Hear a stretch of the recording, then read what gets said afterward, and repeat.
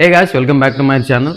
So ತುಂಬ ದಿನ ಆದ್ಮೇಲೆ ನಾನು ಮತ್ತೆ ಒಂದು ರೆಸಿಪಿನ ಚಾನಲ್ಗೆ ಹಾಕ್ಬೇಕು ಅನ್ಕೊಂಡೆ. ಸೊ ಫಸ್ಟ್ ಆಫ್ ಆಲ್ ಎಲ್ರಿಗೂ ಯುಗಾದಿ ಹಬ್ಬದ ಆರ್ಥಿಕ ಶುಭಾಶಯಗಳು. ಸೊ ನಿಮಗೆಲ್ರಿಗೂ ಗೊತ್ತಿರುತ್ತೆ, ಬೆಂಗಳೂರಲ್ಲಿ ಅಥವಾ ಬೇರೆ ಪಾರ್ಟ್ಸ್ ಆಫ್ ದ ಕರ್ನಾಟಕ ಒಳಗಡೆ ಯುಗಾದಿ ಹಬ್ಬ ಅಂದ ತಕ್ಷಣ ಬೆಲ್ಲನ ಮತ್ತು ಬೇವಿನ ತಪ್ಪಲನ ಎರಡೂ ಸೇರಿಸಿ ತಿಂತಾರೆ. ಸೊ ಅವರು ಅದು ಯುಗಾದಿ ಹಬ್ಬ ಅಂತ ಹೊಸ ವರ್ಷ ಸ್ಟಾರ್ಟ್ ಮಾಡ್ತಾರೆ. ಬಟ್ ನಮ್ಮ ಉತ್ತರ ಕರ್ನಾಟಕ ಸೈಡು ಡಿಫ್ರೆಂಟ್ ಐತಿ. ಏನಂದರೆ ನೀರು ಬೇವು ಮತ್ತು ಪುಡಿ ಬೇವು ಅಂತ ಮಾಡ್ತಾರೆ. ಕೆಲವು ಸೈಡು ನೀರು ಬೇವು ಮಾಡ್ತಾರೆ. ಸೊ ಅಂದರೆ ಕುಡಿಬೋದು ಆ ಬೇವನ್ನ, ಆ ಥರ ಮಾಡ್ತಾರೆ. ಕೆಲವು ಸೈಡು ಪುಡಿ ಬೇವು ಲೈಕ್ ಜಸ್ಟ್ ಪೌಡ್ರ್ ಥರ ತಿಂತಾರೆ. ಸೊ ನಮ್ಮ ಸೈಡ್ ಬಂದ್ಬಿಟ್ಟು ನೀರು ಬೇವು ಮಾಡ್ತಾರೆ. ಸೊ ಅದನ್ನು ನಾನು ಊರಿಗೆ ಬಂದ ತಕ್ಷಣ ನಮ್ಮ ಮನೇಲಿ ಇದನ್ನ ನೀನೇ ಮಾಡಂತ ಹೇಳಿದ್ರು. ಸೊ ನೀರು ಬೇವು ರೆಸಿಪಿ ನಾನು ಮಾಡಿದ್ದೀನಿ. ಸೊ ನಿಮಗೂ ಇಷ್ಟ ಆಯ್ತು ಅನ್ಕೋತೀನಿ. Okay, let's dive into the recipe. So ನಾನು ಅವಾಗಲೇ ಹೇಳ್ದಂಗೆ ನೀರು ಬೇವಿಗೆ ಏನೇನು ಪದಾರ್ಥ ಬೇಕು ನೋಡೋಣ ಬರ್ರಿ. ಫಸ್ಟು ಒಂದು ಅರ್ಧ kg ಅಷ್ಟು ಬೆಲ್ಲದ ಪಾಕ ಮಾಡ್ಕೊಂಡು ಇಟ್ಕೋಬೇಕು. ಜಸ್ಟ್ ನೀರಾಗಿ ಕಲಸಿ ಕರಗಿಸಿ ಇಟ್ಕೋಬೇಕು. ನೆಕ್ಸ್ಟ್ 1 ಬೌಲಷ್ಟು ಹುರ್ಕಡ್ಲಿ ಹಿಟ್ಟು, ನೆಕ್ಸ್ಟ್ 1 ಬೌಲಷ್ಟು ಗೋಡಂಬಿ ಸಣ್ಣ ಕಟ್ ಮಾಡಿ ಇಟ್ಕೋಬೇಕು, ಬಿಕಾಸ್ ಬ್ಯಾಗ್ ಸಿಗ್ಬೇಕು ಅದಕ್ಕೆ. ನೆಕ್ಸ್ಟ್ ಇದು ನಮ್ಮ ಸೈಡ್ ಕೇರ್ ಬೀಜ ಅಂತ ಕರೀತಾರೆ, ನಿಮ್ಮ ಸೈಡ್ ಅಂತ ಗೊತ್ತಿಲ್ಲ. 150 ಗ್ರಾಮ್ಸ್ ಕೇರ್ ಬೀಜ, ಇದು ಕಲ್ಲಂಗಡಿ 150 ಗ್ರಾಮ್ಸ್ ಕಲ್ಲಂಗಡಿ ಬೀಜ. ನೆಕ್ಸ್ಟು ಒಂದು ದೊಡ್ಡ ಬೌಲಷ್ಟು ಕೊಬ್ಬರಿ ತುರಿ ತೊಗೋಬೇಕು. ನೆಕ್ಸ್ಟ್ ಒಂದು 50 ಗ್ರಾಮ್ಸ್ ಅಥವಾ 100 ಗ್ರಾಮ್ಸ್ ಅಷ್ಟು ಬಾದಾಮಿನ ಸಣ್ಣ ಕಟ್ ಮಾಡಿ ಇಟ್ಕೋಬೇಕು. ನೆಕ್ಸ್ಟ್ ಬಂದ್ಬಿಟ್ಟು ಒಂದು 100 ಗ್ರಾಮ್ಸ್ನ ಉತ್ತುತ್ತಿನ ಸರಿ ಕುಟ್ಟಿ ಈ ಥರ ಓಳ್ ಮಾಡಿ ಇಟ್ಕೋಬೇಕು. ನೆಕ್ಸ್ಟ್ ಒಂದು 50 ಗ್ರಾಮ್ಸ್ನ ಕಲ್ಸಕ್ರೆ, ಬಿಕಾಸ್ ಈಗೆಲ್ಲ ಬಿಸಿಲು ಜಾಸ್ತಿ ಅಲ್ಲ, ಕಲ್ಸಕ್ರಿನ ಬೇವೊಳಗೆ ಆ್ಯಡ್ ಮಾಡಲ್ಲ. ಬಟ್ ನಾವು ಸ್ವಲ್ಪ ಒಟ್ಟಿಗೆ ತಂಪು ಇರುತ್ತೆ, ಸೊ ಆರೋಗ್ಯಕ್ಕೆ ಒಳ್ಳೇದಂತ ಈ ಸಲ ಬೇವೊಳಗೆ ಆ್ಯಡ್ ಮಾಡ್ತಾ ಇದ್ದೀವಿ. ಸೊ ನೀವು ಇದನ್ನು ಟ್ರೈ ಮಾಡಿ. ನೆಕ್ಸ್ಟು ಒಂದು 50 ಗ್ರಾಮ್ಸ್ ಅಷ್ಟು ದ್ರಾಕ್ಷೆ. ನೆಕ್ಸ್ಟ್ ಬಂದ್ಬಿಟ್ಟು ಏಲಕ್ಕಿನ ಕುಟ್ಟಿಟ್ಕೋಬೇಕು. ಲಾಸ್ಟಲ್ಲಿ ಬಂದ್ಬಿಟ್ಟು ಮಾವಿನ ತುರಿ ಪ್ಲಸ್ಸು ಬೇವಿನ ಹೂವು ಪ್ಲಸ್ಸು ಬೇವಿನ ಎಲೆನ ಸಣ್ಣ ಕಟ್ ಮಾಡ್ಕೋಬೇಕು. ಅಂದರೆ ಮೇನ್ ಅಂದರೆ ಸಿಹಿ ಮಾತ್ರ ಅಲ್ಲ, ಕಹಿ ಮತ್ತು ಸಿಹಿ ಎರಡೂ ಜೊತೆಗೆ ತೊಗೊಂಡೋಗ್ಬೇಕಂತ ಈ ಬೇವಿನ ಪ್ರತೀಕ. ಸೊ ಹಂಗಾಗಿ ಈಗ ಬೇವು ಹೆಂಗೆ ಮಾಡೋದಂತ ನೋಡೋಣ ಬರ್ರಿ. ಸೊ ಈಗ ಪ್ರೊಸೆಸ್ಸು, ಫಸ್ಟು ನಾವು ಬೆಲ್ಲದ ಪಾಕ ಮಾಡ್ಕೊಂಡಿದ್ವಲ್ಲ, ಆ ಪಾಕನ ಹಾಕ್ಕೋಬೇಕು.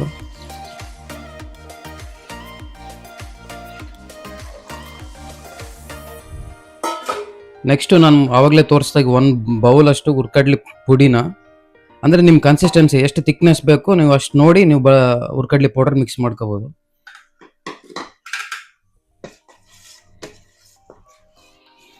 ಅಂದರೆ ಇದು ಎಲ್ಲಿ ಗಂಟು ಇರಲಾರ್ದಂಗೆ ಕ್ಲೀನಾಗಿ ಇದು ಮಿಕ್ಸ್ ಮಾಡ್ಕೋಬೇಕು.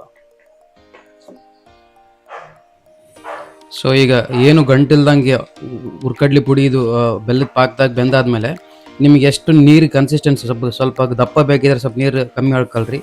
ನಿಮ್ಗೆ ಸ್ವಲ್ಪ ನೀರು ಬೇಕಿದ್ರೆ ಸ್ವಲ್ಪ ನೀರು ಜಾಸ್ತಿ ಹಾಕ್ಕೋಬೋದು. ಈಗ ಒಂದೊಂದು ಇಂಗ್ರೀಡಿಯೆಂಟ್ಸ್ನ ಆ್ಯಡ್ ಮಾಡೋಣ. ಈಗ ಫಸ್ಟ್ ಕೇರ್ ಬೀಜ, ನೆಕ್ಸ್ಟ್ ಬಾದಾಮಿ, ನೆಕ್ಸ್ಟ್ ಗೋಡಂಬಿ, ನೆಕ್ಸ್ಟ್ ಬಂದ್ಬಿಟ್ಟು ಕಲ್ಸಕ್ರಿ ಸ್ವಲ್ಪ ಹಾಕೊಳ್ರಿ. ನೆಕ್ಸ್ಟ್ ಬಂದ್ಬಿಟ್ಟು ಉತ್ತುತ್ತೆ, ನೆಕ್ಸ್ಟ್ ಬಂದ್ಬಿಟ್ಟು ದ್ರಾಕ್ಷೆ.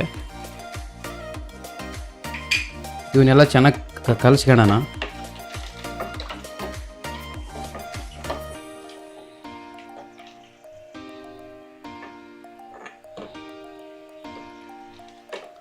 ಸೊ ಇವೆಲ್ಲ ಬಾದಾಮಿ, ಗೋಡಂಬಿ, ಉತ್ತುತ್ತಿ ಇದೆಲ್ಲ ಚೆನ್ನಾಗಿ ಕಲಸಾದ್ಮೇಲೆ ನಾವು ನೆಕ್ಸ್ಟು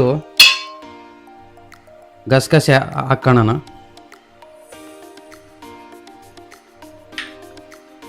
ಆಮೇಲೆ ನಾನು ಹೇಳ್ದಂಗೆ ಮಾವಿನ ತುರಿ ಪ್ಲಸ್ಸು ಬೇವಿನ ಹೂವು ಮತ್ತು ಬೇವಿನ ಎಲೆ ಇದನ್ನು ಹಾಕೋಣ.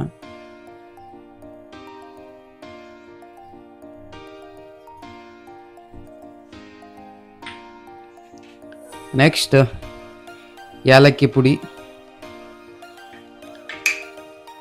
ಲಾಸ್ಟಿಗೆ ನಾನು ಸ್ಟಾರ್ಟಿಂಗ್ ತೋರಿಸಾಗೆ ಕೊಬ್ಬರಿ ಪೌಡರ್ ಸ್ವಲ್ಪ ಜಾಸ್ತಿನೇ ಇರಲಿ, ಅದು ಬ್ಯಾಗ್ ಸಿಕ್ಕರೆ ಚೆನ್ನಾಗಿರುತ್ತೆ. ಎಲ್ಲ ಹಾಕಿ ಕಸ್ಕ ಪಿಸ್ಕ ಅಂತ ಕಲಿಸಿಬಿಟ್ರೆ ಯುಗಾದಿಯ ಬೇವು, ನೀರು ಬೇವು ರೆಡಿ.